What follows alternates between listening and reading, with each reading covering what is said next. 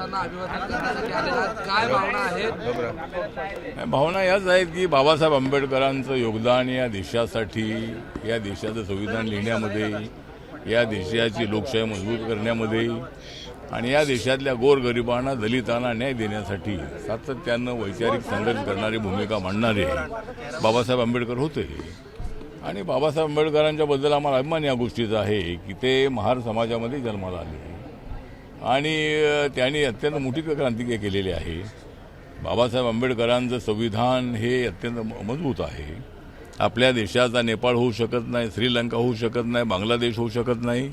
आपल्या देशामध्ये अनेक आंदोलनं झालेली आहेत. नक्षलवाद्यांचं आंदोलन असेल, दलितांचं आंदोलन असेल, शेतकऱ्यांचं आंदोलन असेल, नामांतराचं आंदोलन असेल, गिरणी कामगारांचं आंदोलन असेल, सफाई मजुरांचं आंदोलन असेल, अशी अनेक आंदोलनं झालेली आहेत आणि सर्वांना लोकशाहीमध्ये शांततेने आंदोलन करण्याचा अधिकार आहे.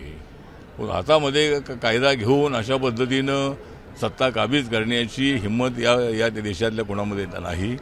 कारण या देशाचं संविधान जेवढं मजबूत आहे की संविधानामुळं एकदा भारताचे 2 तुकडे झालेले आहेत. पण आता या देशाचे तुकडे आम्ही अजिबात होऊ देणार नाही. वेळ प्रसंगी आमच्या अंगाचे तुकडे झाले चालतील, पण या देशाचे तुकडे आम्ही होऊ देणार नाही. आणि बाबासाहेब आंबेडकरांची अखंड भारताची संकल्पना होती, त्या पद्धतीनं आम्ही पुढं जात आहोत. नरेंद्र मोदींच्या नेतृत्वाखाली लोकशाही, त्यानंतर संविधान मजबूत करण्याचा आमचा प्रयत्न आहे. आणि त्यासाठीच आम्ही या ठिकाणी लाखोच्या संख्येने चैत्यभूमीला लोक येतात आणि प्रत्येक वर्षाला मी या ठिकाणी असतो. सकाळी दिल्लीमध्ये बाबासाहेब आंबेडकरांचा पुतळा तर संसद भवनामध्ये आहे, त्याही ठिकाणी आदरणीय राष्ट्रपती, आदरणीय उपराष्ट्रपती, आदरणीय प्रधानमंत्री, लोकसभेचे स्पीकर आणि असे अनेक मान्यवर त्या ठिकाणी येत असतात आणि त्या ठिकाणी बाबासाहेबांना अभिवादन करण्यात येतं. त्यामुळे बाबासाहेबांच्याबद्दल आम्हाला गर्व आहे. कारण बाबासाहेब आंबेडकर दलितांचे तर नेते होतेच होते, पण ते या देशाचे नेते होते. आणि आज जर संविधानाचं नाव काढलं की बाबासाहेब आंबेडकरांचं नाव तोंडामध्ये आल्याशिवाय राहत नाही. कारण बाबासाहेबांचं संविधानामध्ये मोठं योगदान आहे आणि म्हणून हा देश अत्यंत सुरक्षित आहे. आणि आम्ही सर्वजण बाबासाहेब आंबेडकरांचे अनुयायी आहोत. बाबासाहेबांनी च्या विचाराचा जो रिपब्लिकन पक्ष आहे तो देशभरामध्ये मजबूत करण्याचा प्रयत्न माझा सुरू आहे. आणि बाबासाहेबांचं स्वप्न साकार करण्यासाठी वाटेत हिंमत मोर्चाची आमची तयारी आहे. साहेब, एकीकडे या ठिकाणी आंदोलन, या ठिकाणी चैत्यभूमीवर लाखोच्या संख्येने अनुयायी येत आहेत, मात्र दुसरीकडे सायनला त्या ठिकाणी रिक्षा अडवल्या होत्या म्हणून आंदोलन मोठ्या प्रमाणात सुरू आहे आणि संपूर्ण मुंबई उपनगरापासून वाहतूक ठप्प झालेली आहे.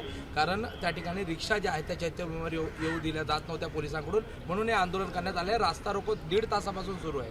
मला असं वाटतं की आजचा दिवस आहे हा रिक्षा अडवण्याचा नाही आहे. रिक्षा चालवणारे लोक गोरगरीब आहेत, ते काय फार मोठे श्रीमंत नाही आहेत. त्यामुळं त्यांना अभिमान आहे की बाबासाहेब आंबेडकर यांना अभिवादन करण्यासाठी आपण आपल्या रिक्षाने जावं.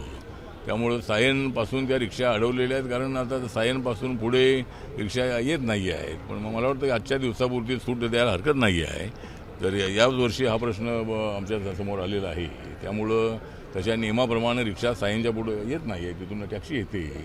त्यामुळं पोलिसांनी ते नियमाप्रमाणे त्या गाड्या अडवल्या असतील. पण मला असं वाटतं की राज्य सरकारने ज्या पद्धतीनं ट्रेन या ठिकाणी सोडलेली आहे, बसेस सोडलेली आहे, त्या पद्धतीनं रिक्षांना आजच्या दिवशी मला वाटतं की झेंडा लावून आलेली जी रिक्षा असेल त्याला परवानगी द्यायला काही हरकत नाही. नक्की मी त्यासाठी प्रयत्न करेन. आणि माझ्या समोर हा जो प्रश्न आहे तो पहिल्यांदाच आलेला आहे. तर त्यामुळे पुढच्या वेळेला मात्र असं होऊ नये याची नक्की काळजी घेण्यात येईल. अनुयायांना काय आव्हान कराल? कारण 1.5 तासापासून मुंबई ठप्प झालेली आहे तिथे. आता अनुयायांना आव्हान आहे की आता पोलिसांची अडचण आहे. कारण पुढे रिक्षाच आपल्याला येत नाही आहे. त्यामुळे जोपर्यंत ट्रान्सपोर्ट डिपार्टमेंट किंवा जे ट्रॅफिक पोलीस आहे त्यांना बघून आदेश येत नाही आहे तोपर्यंत त्यांची अडचण आहे. रिक्षा पुढे आल्या तर त्यांच्यावर ॲक्शन होईल. त्यामुळे मी आत्ताच आपण लक्षात आणलेलं आहे. मी नक्की मुंबई पोलीस आयुक्त जे आहेत ते त्यांच्याशी बोलेन आणि जे आंदोलन चालू आहे ते आंदोलन त्या ठिकाणी थांबवण्याचा नक्की प्रयत्न करेन. आणि जे काही ट्रॅफिक जाम झालेलं आहे लोकांनाही त्रास होऊ नये अशी आपली भूमिका आहे. साहेब, तुम्ही आत्ताच म्हणले की देश सुरक्षित आहे, पण परकीयांपेक्षा स्वकीयांपासून धोके वाढल्यात का? कारण प्रत्येक गावागावात आज दलित अत्याचार वाढताना दिसत आहे. मला असं वाटतं की दलितांवरती अत्याचार हे जातीच्या आधारावरती होत आहे आणि जाती व्यवस्था जी आहे ती बाबासाहेब आंबेडकरांच्या काळामध्ये जी अनटचॅबिलिटी होती तर त्या अनटचॅबिलिटीमध्ये बरंच परिवर्तन झालेलं आहे. आज शहरामध्ये अभिमानाने आम्ही अनेक ठिकाणी राहतो आहोत. जरी आम्ही झोपडपट्टीत राहत असलो, कोणी बिल्डिंगमध्ये राहते, कोणी बंगल्यामध्ये राहते, अशा पद्धतीनं दलित समाजामध्ये चांगली प्रगती होत आहे. परंतु आज एक खेड्यामध्ये काही ठिकाणी अत्याचार होत आहे. ही बाब तेवढी चांगली नाही. संविधानाचे आर्टिकल 17 प्रमाणे जाती व्यवस्था संपवण्यात आलेली आहे. तरीसुद्धा या ठिकाणी तहसीलदारांमध्ये अत्याचार होतात आणि त्यासाठी अॅट्रॉसिटी ॲक्ट 1989 बनवण्यात आलेला आहे. त्यानंतर माननीय नरेंद्र मोदी सरकार आल्यानंतर त्यामध्ये अमेंडमेंट करण्यात आलेली आहे. त्यामुळे जे अत्याचार करतील त्यांना त्यांच्यावर अॅट्रॉसिटी ॲक्ट लावण्यात येतो. पण मला असं वाटतं की सगळ्या माझ्या सवर्णांना माझं आव्हान आहे की आज सर्व जाती धर्माच्या लोकांना आरक्षण मिळतं आहे. म्हणजे SCला, STला, OBCला आणि नरेंद्र मोदी सरकारने इकॉनॉमिक विकर सेक्शनला 10% आरक्षण दिलेलं आहे आणि मुस्लिम समाजाला OBCमध्ये 80% मुस्लिमांना आरक्षण मिळतं आहे आणि 10% जे इतर जे मुस्लिम राहिलेले आहेत, जे ख्रिश्चन आहेत, हिंदू आहेत, बौद्ध आहेत, त्यानंतर जैन आहेत, ते ज्यांचं उत्पादन 8 लाखाच्या आतमध्ये आहे, अशा कुटुंबातल्या मुलामुलींना शिक्षणामध्ये नोकऱ्यामध्ये आरक्षण मिळतं आहे. त्यामुळं आमच्या सरकारने इंडियाच्या सरकारने जो निर्णय घेतलेला आहे तो सर्व जाती धर्माच्या लोकांना सामाजिक आणि आर्थिक न्याय मिळाला पाहिजे अशी आमची भूमिका आहे आणि त्यामुळं सर्व जाती धर्मांच्या लोकांना न्याय देणारं संविधान आहे. त्यामुळं त्या दृष्टिकोनातून आमचं सरकार जे आहे ते सबका विकासाचा प्रयत्न करत आहे आणि सर्वांना न्याय मिळाला पाहिजे ही आमची भूमिका आहे. हिंदू मित्र स्मारक जे आहे ते पुढच्या महापरिनिर्वाण दिनापर्यंत तयार होईल असं मुख्यमंत्री आज म्हणालेले आहेत. काम थोडंसं बाकी आहे पण पुढच्या महापरिनिर्वाणपर्यंत ते मला वाटतं की माननीय मुख्यमंत्र्यांनी जे सांगितलं आहे त्याप्रमाणे जे शापूरजी पालनजींना हे काम देण्यात आलेलं आहे. MMRDच्या पैशातून हे सगळं स्मारक होतं आहे. जवळजवळ 1200, 1300, 1400, 1500 जेवढा खर्च येईल तेवढा कोटी रुपयेचा खर्च जो आहे तो या स्मारकासाठी होणार आहे आणि जगामधल्या अनेक स्मारकांमधलं अत्यंत उत्कृष्ट स्मारक हे होणार आहे आणि जवळजवळ 90-95% जे काम आहे ते शापूरजी पालनजी यांचं जे ग्राउंडचं काम झालेलं आहे. फक्त पुतळ्याच्या कामाला थोडासा वेळ लागतो आहे कारण काही टेक्निकल अडचणीमुळं राम सुतार यांना ऑर्डर देण्यामध्ये थोडा उशीर लागला आणि त्यामुळं ते जे काम आहे ते अत्यंत उत्कृष्ट झालं पाहिजे. म्हणून त्या ठिकाणी राम सुतार यांचे चिरंजीव अनिल सुतार आहे ते कालच मला दिल्लीमध्ये भेटले आणि त्यांनी सांगितलेलं आहे की लवकरात लवकर पुतळा आमचा करण्याचा प्रयत्न आहे. मला फक्त वेळेवर पैसे मिळाले पाहिजेत. त्या दृष्टिकोनातून मी MMRDशी बोलणार आहे, त्यानंतर शापूरजी पालनजी यांना बोलणार आहे आणि लवकरात लवकर जो पुतळा आहे हा पुतळा जवळजवळ 350 फुटाचा पुतळा आणि फाउंडेशन 100 फुटाचं असा 450 फुटाचा भव्य पुतळा इथं उभा राहणार आहे. या पुतळ्याची उंची अमेरिकेमध्ये न्यूयॉर्कमध्ये स्टॅच्यू ऑफ लिबर्टी आहे त्याच्यापेक्षा जास्त उंच हा पुतळा राहणार आहे आणि भारतामध्ये जे अनेक पुतळे आहे त्याच्यामध्ये सरदार वल्लभभाई पटेल यांचा पुतळा सर्वात उंच आहे. त्यानंतर बाबासाहेब आंबेडकरांच्या पुतळ्याची उंची नंबर 2चा नंबर लागतो आहे. त्यामुळे पुतळ्याच्या उंचीचा विषय तर नाही आहे परंतु एवढा मोठा जो पुतळा आहे हा चैत्यभूमीच्या बाजूला त्या ठिकाणी होणार आहे. लवकरच आमची मागणी अशी आहे की चैत्यभूमीचा जो स्तूप आहे त्या ठिकाणी बाबासाहेबांची अस्थी आहे ते आमच्यासाठी अत्यंत ते वास्तू आमच्यासाठी अभिमानाची आहे आणि त्याचं संरक्षण चांगल्या पद्धतीने होणं अत्यंत आवश्यक आहे.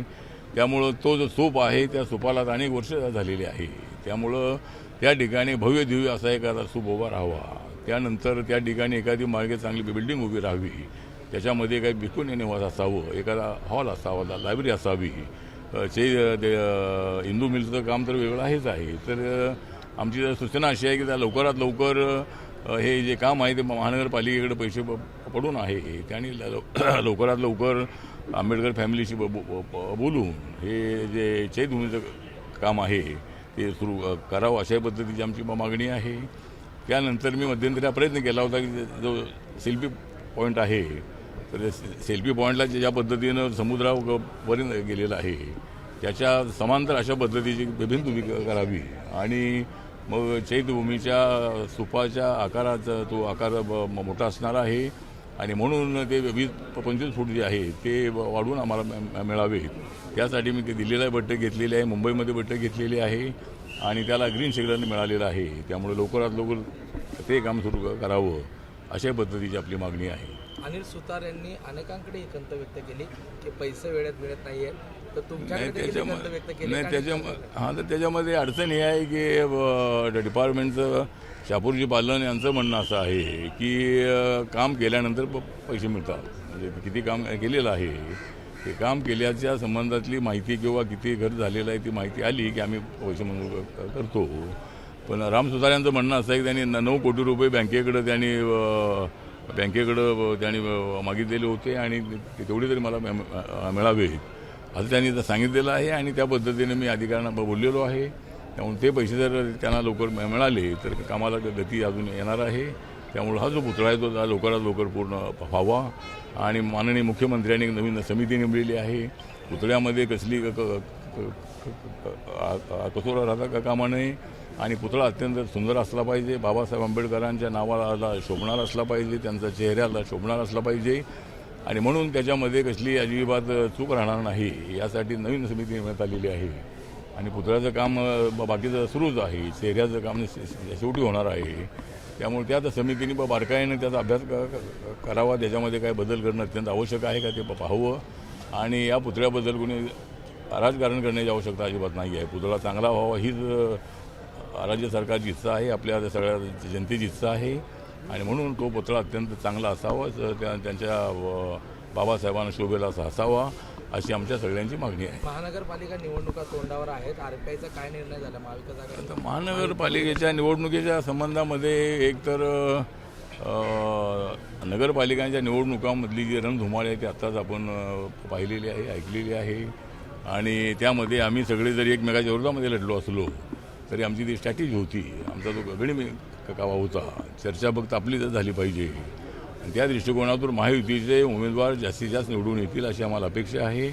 आणि त्यानंतर या 29 महानगरपालिकेच्या निवडणुका आहेत, त्यानंतर जिल्हा परिषद पंचायत समिती आहेत, ज्या ठिकाणी युती होईल त्या ठिकाणी युती करायची. पण मुंबईमध्ये मात्र BJP, शिवसेना, राष्ट्रवादी आणि RPI आम्ही सगळे एकत्र राहणार आहोत आणि रिपब्लिकन पक्षाला 15 ते 16 जागा मिळाव्यात अशी आमची अपेक्षा आहे.